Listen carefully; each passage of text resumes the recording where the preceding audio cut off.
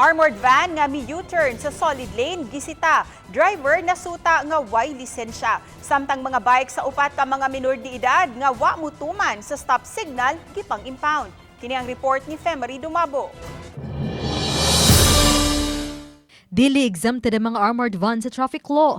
Kini ang giklaro sa hepe sa City of Talisay Traffic Operations Development Authority. Human nga gahapon, nangatarungan pa ang driver sa van kinsa nakalapas sa traffic laws ug nasuta nga wa pa gyud lisensya. Nahitabo adto is traffic ang Bacalso Avenue.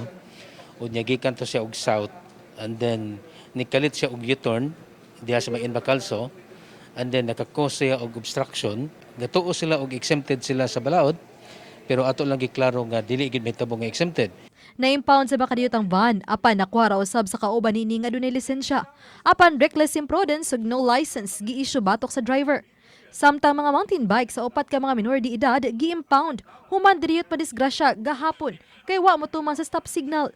Ang mga minor de edad uban sila magidikanan ang gipaubo sa seminar o gipamulta isip rekisito sa pag-uli sa mga na-impound nila nga mga bike. Labi na gyud karong mga panahon na no, wa gyud mi mulugak ana kay kung imong basi ug imong tan-aw ng atong mga kadalanan karon mas nidaghan ang mga sakyanan karon unya human mas nidaghan sad ang mga bike so mas prone kay sa aksidente. Uban ni Jun Sulon. Ako si Femery Dumabok. Balitang Bisdak.